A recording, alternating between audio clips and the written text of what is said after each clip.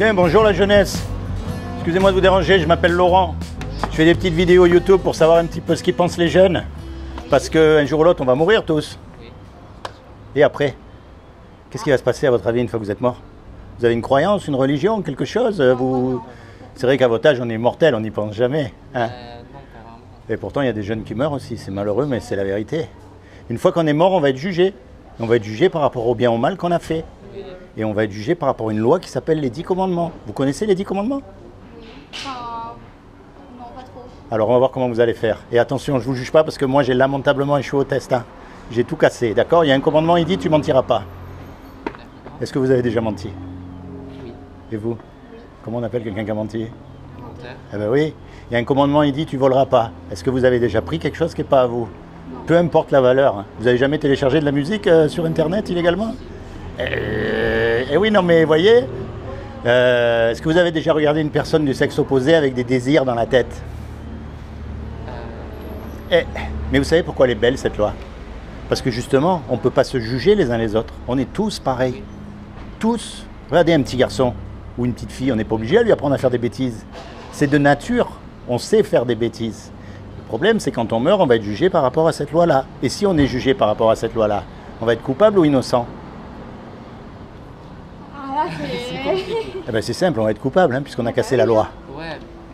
Tous. Et si on est coupable, c'est le paradis ou l'enfer? Alors, Eh oui. Et ça, si on pouvait éviter, on éviterait quand même, parce que... Hein? Maintenant, je vais vous dire une chose. C'est Dieu qui a tout créé, d'accord? Et un créateur, en général, il aime ce qu'il crée. Un musicien, il aime sa musique. Un peintre, il aime les tableaux qu'il dessine. Enfin, c'est comme ça. Un artiste, il aime toujours ce qu'il fait. Donc Dieu, qui a tout créé, il nous aime. Et il ne veut pas nous condamner. Donc il a fait quelque chose pour que vous et moi, malgré qu'on soit coupables, on puisse éviter justement le châtiment. Est-ce que vous savez ce qu'il a fait? le pardon. Et vous? Alors je vais vous dire. Comme il n'a trouvé aucun homme de parfait sur la terre, parce que même le religieux des religieux, il ne pourra pas dire qu'il n'a pas menti, ou on est bien d'accord. Donc ce qu'il a fait, c'est qu'il est venu lui-même sur terre. Et il s'est revêtu d'un corps. Il s'est habillé avec un corps qui est Jésus. Et il a dit, quiconque croit que Jésus est le Fils de Dieu et qu'il est ressuscité des morts, il aura la vie éternelle à mes côtés. C'est aussi simple que ça. Mais attention, parce que les démons aussi y croient. La clé là-dedans, c'est un mot qu'on appelle la repentance. Et repentance, ça veut dire quoi? Bien sûr, il faut arrêter de mentir, de voler, de toutes ces choses. Mais l'essence même de la repentance, ça veut dire de se tourner vers Dieu. Et de commencer à le chercher de tout votre cœur. Ça ne veut pas dire d'aller dans une église, même si vous y allez, c'est bien, mais c'est pas ça que ça veut dire. C'est quand vous êtes tout seul le plus important, et là vous vous rapprochez de Dieu. Quand Jésus est mort sur la croix, c'est le seul qui était parfait, puisqu'il était Dieu lui-même. En fait, il est mort à votre place, à ma place. Il a pris tous vos péchés sur lui, de façon à ce que le jour du jugement dernier, vous soyez pardonné, parce que vous avez choisi le meilleur des avocats. Il a payé l'amende à votre place. C'est pour ça qu'on l'appelle notre Sauveur. Et Seigneur, pourquoi? Parce que quand il va vous demander un service, puisqu'il vous a sauvé la vie, eh bien vous allez le faire. La prochaine fois que vous avez l'opportunité de ne pas mentir, ben vous allez dire, bon, ok, ça me coûte si je dis la vérité, mais Jésus, il est mort pour moi. Donc je ne vais pas mentir. Et vous serez sauvés. Il n'y a rien de plus important.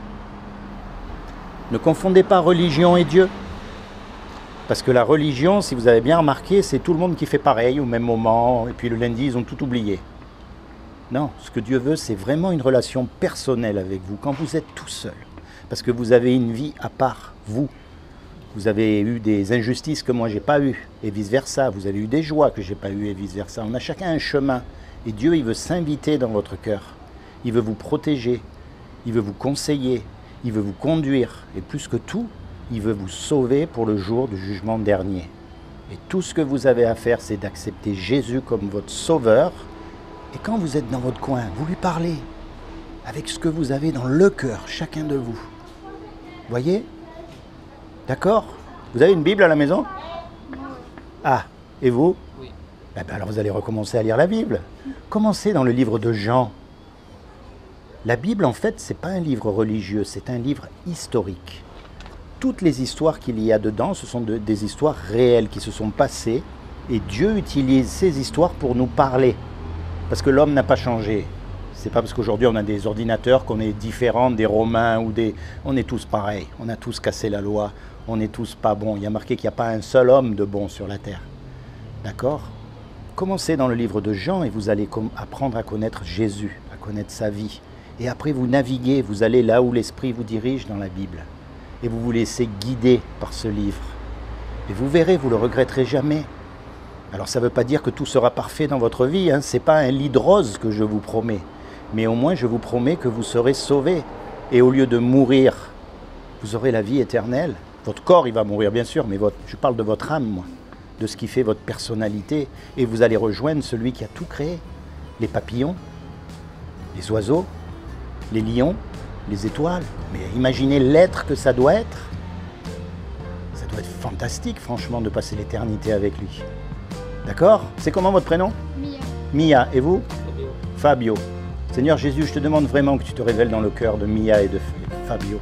Tu te révèles comme leur sauveur et leur Seigneur, afin qu'ils soient sauvés. Que tu leur accordes aussi le désir de leur cœur, que tu les conduis. Et puisqu'ils sont jeunes, que tu leur ouvres vraiment les portes pour qu'ils rentrent dans leur destinée à chacun d'eux. D'accord? Soyez bénis tous les deux. Tiens, en souvenir, je vais vous laisser ça. Alors vous allez me dire quel est le rapport. Vous savez qu'aujourd'hui, on parle beaucoup de se laver les mains. Mais à une époque, c'était pas comme ça. Et le docteur qui a trouvé qu'il fallait se laver les mains, il a été traité de fou. Et on l'a même enfermé dans un hôpital psychiatrique. C'est une histoire vraie. Alors voyez ce que je vous ai dit là. Soit c'est vrai, soit c'est faux. Si c'est faux, on aura bien rigolé 5 minutes.